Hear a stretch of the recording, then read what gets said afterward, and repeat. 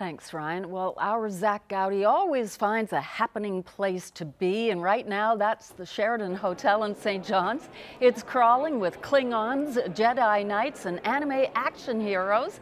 Sci-Fi on the Rock is in full swing. This weekend, the annual convention is expected to draw thousands of science fiction fans. So, Zach, what is it all about? For those who are uninitiated, explain Sci-Fi on the Rock.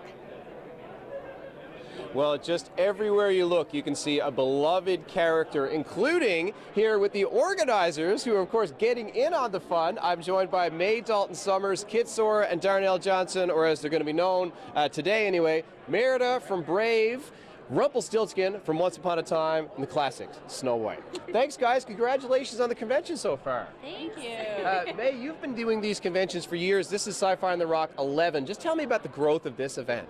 Well, we've gone from 300 people in a room half this size at the Mount Pearl Hotel 11 years ago to where we are today, which is well over 3,000 in every room they have available, and we're thrilled.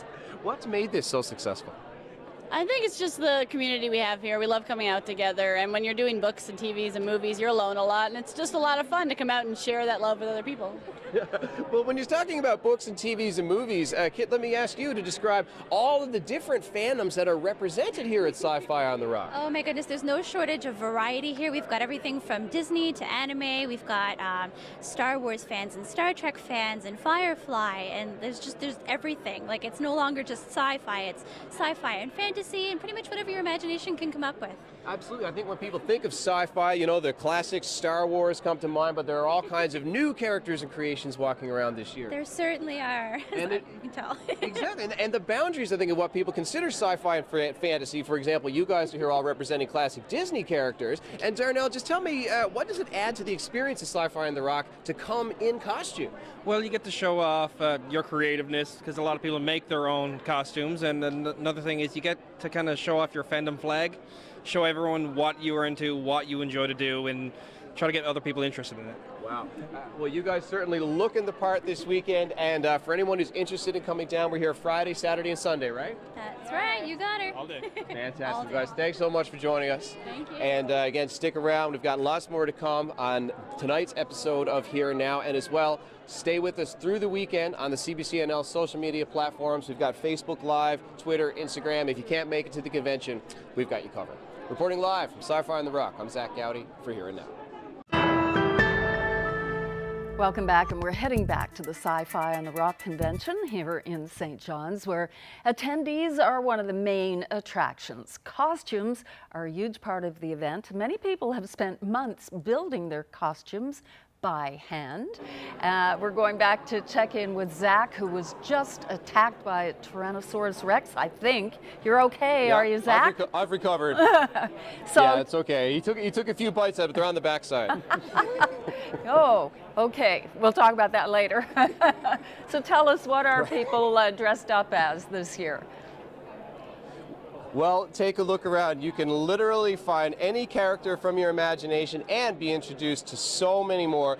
From classic characters like Chewbacca, many people ordering these incredibly ostentatious custom outfits, to new characters that are entirely, I'm assuming this costume is entirely homemade. Yeah, exactly. I'm getting a nod from the night. And then we have some mix in between. What are you dressed as, young lady? Cleopatra. Cleopatra. Very, very nice. So from classic Egyptian, modern medieval, my favorite Chewie, you can find anything here at Sci-Fi on the Rock. But getting these costumes ready, of course, this wasn't put together this morning. Just a couple of weeks ago, I dropped in on a costume making workshop to see how the cosplay pros do it.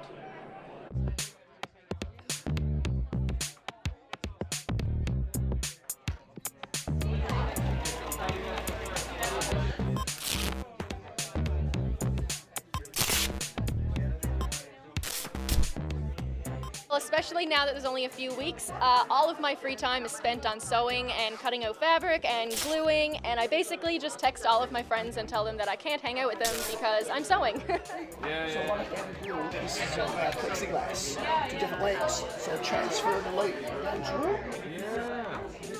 This morning, basically, we're just going to give a very basic tutorial on the use and application of EVA foam. And basically what EVA foam is just floor mats. If you just look inside, that is just regular EVA foam mats. Yeah, the unique ability to this, it's very easy to cut, it's very easy to stick it together, and we can shape it using heat, and a lot of times we can use the knives we have, wood burning tools, to give the various textures that we need to achieve a very organic looking body in general. I'm making a set of armor right now. That's kind of what my specialty is. So this armor is made out of a thermoplastic called Warbler. So it comes in sheets, and then when you heat it up, you can mold it and make whatever you want. So I've made a breastplate right here. So this will fit perfectly right there for me. And it's all form made, so the nice thing is that it fits me perfectly. It's really nice to come together and work with lots of people because we get a chance to bounce ideas off of each other. So something that I'm not necessarily great with myself, I can talk to someone else who's really good with it. Yeah, the more people that we see doing this kind of thing, the happier we are. Yes. Because we're not looking to make any money at this, you know what I mean? We do take commissions and stuff, but that's not our focus. If we can pass this stuff back on to as many people as possible, that makes us happy. What's the reward for all that work? It's really just coming to a convention and seeing all of the people come up to you and say they recognize you and they like your costume. Tiny kids to adults 80 years old just see our creations, they're just absolutely blown away. That in itself is worth more than anything. Just having the gratification of putting so much time into something and then people being blown away and wanting photos or videos, it just makes all of the hard work really worth it. Why are you?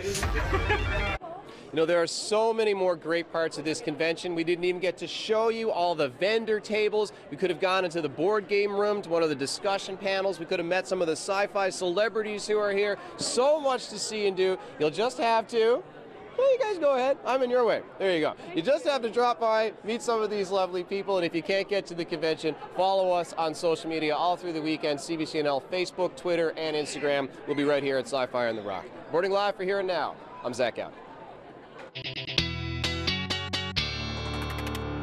How about the bow tie Zach had on tonight? Very sharp. CBC bow tie. CBC bow tie. Very sharp. Very sharp. You should get one of those. Notice that it was CBC. Yeah, Leave two it to CBC Zach. logos on it there. It's cute. Okay, let's move along.